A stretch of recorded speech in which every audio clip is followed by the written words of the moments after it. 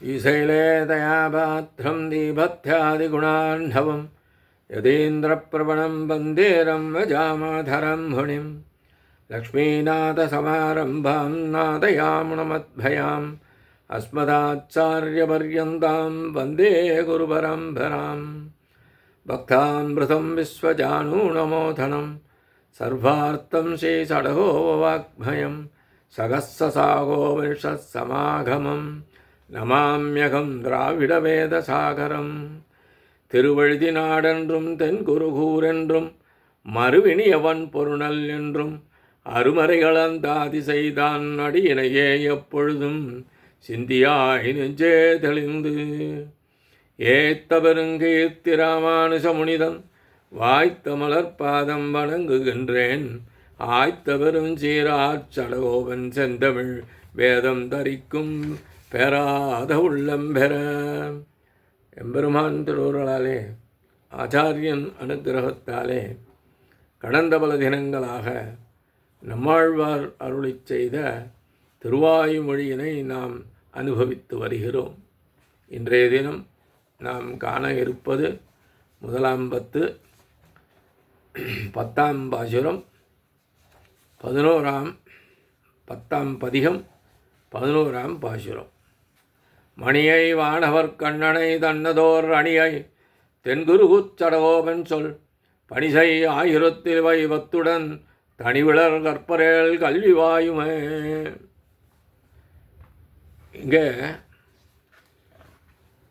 இது இந்த பதிகத்தின் இறுதி பாசுரம். தற்பொழுது இப்பாசுரத்தின் விளக்கத்தினை நாம் அனுபவிப்போமாக. நீலனத்தினம் போன்ற திருமேனியை உடையவனும் விண்ணுலகத்து தேவர்களுக்கு கண் போன்றவனும் தன்னையே தனக்கு ஓர் ஆபரணமாக கொண்டவனும் ஆன எம்பெருமான் குறித்து அழகிய திருக்குறுங்கூர் என்னும் திருத்தலத்திலே அவதரித்த நம்மாழ்வார் அருளிச் செய்த 1000 பாசுரங்களில் இந்த 10 பாசுரங்களையும் ஆர்வம் குறையாமல் சிரத்தை பாராமல் பொருளுணர்ந்து கற்க வல்லவர்களுக்கு கல்வியின் பயனான தொண்டு செய்யும் மனப்பான்மையும் ஞானமும் தானே வந்து சேரும் என்று பலன் சொல்லி தலை கட்டுகிறார் ஆழ்வார். அதாவது இந்த 10 பாசுரங்களையும் கற்பவர்கள் எல்லையற்ற புருஷார்த்தமாக விளங்குகின்ற பகவத் கைங்கரியம் என்பதை பெறுவார்கள் என்று கூறுகிறார். ரத்னம் எவ்வளவு உயர்ந்ததாயினும் அதனை முந்தானை தலைப்பிலே முடிந்து கொண்டு போவது போல எம்பெருமானும் எல்லோருக்கும் எல்லோ நேரத்திலும் எளிதில் காட்சி தர வல்லவனாவான். இது அவனுடைய சௌலபியத்தை, அதாவது அவனுடைய எளிமையை காட்டுகிறது. இதற்கு எதிர்த்தட்டான மேன்மையை குறித்து விளக்கத்தான் வானவர் கண்ணனை என்று கூறுகிறார் ஆழ்வார். தன்னதோர் அணியை என்பதன் மூலம் அவன் வடிவழகை காட்டுகிறார். இப்பாசுரத்தில் எம்பெருமானின் எளிமை, மேன்மை, வடிவழகு இம்மூன்றையும் எடுத்தாள்கின்றார் ஆழ்வார். இந்த மூன்றும் சேர்ந்தால், அதாவது எளிமை, மேன்மை, வடிவழகு இம்மூன்றும் சேர்ந்தால் பரத்வம் என்றாகிறது. இந்த திருவாய்மொழி முழுவதையும் அருளிச் செய்யவிருந்த விஷயத்தை ஆழ்வார் தன்னுடைய இந்த பதிகத்தின் முதல் பாசுரத்தில் உரைத்தார். 2ஆம் பாசுரத்தில் பரம பக்தி எண்ணிக்கை ஆகிய இரண்டிற்கும் ஒரே ஒன்று திருமுகம் காண்பிக்கும் என்கின்றார். 3ஆம் பாசுரத்தில் அவன் சொரூபம் எப்படிப்பட்டது என்று நீ அறிந்தாய், இதற்கு ஏற்றபடி நெஞ்சே நீயும் நில்லாய் என்றார்.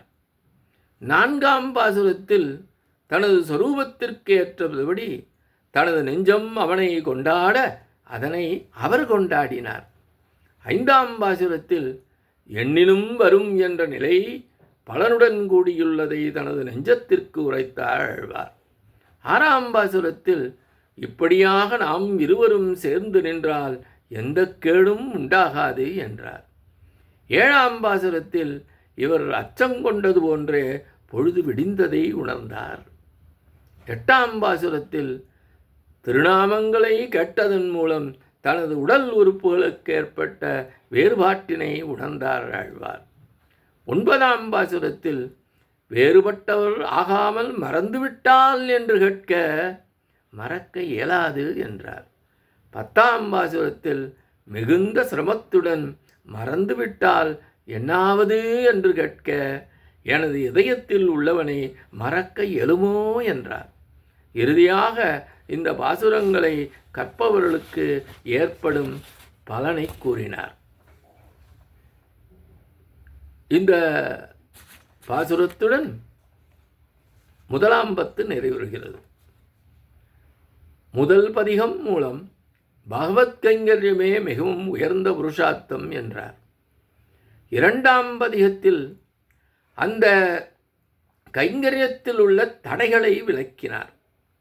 3ஆம் பதிகத்தில் விரோதி ஏதும் இல்லாத கைங்கரிய நிலை பாகவதர்களுக்கு அடிமையாக இருத்தல் என்று முடிகின்ற பகவத் கைங்கரியம் குறித்து உரைத்தார். 4ஆம் பதிகத்தில் இப்படிப்பட்ட கைங்கரியத்தின் விரோதி ஐஸ்வர்ய கைங்கரியம் என்றார். 5ஆம் பதிகத்தில் இந்த விரோதியை போக்குவன் அவனே என்கின்றார்.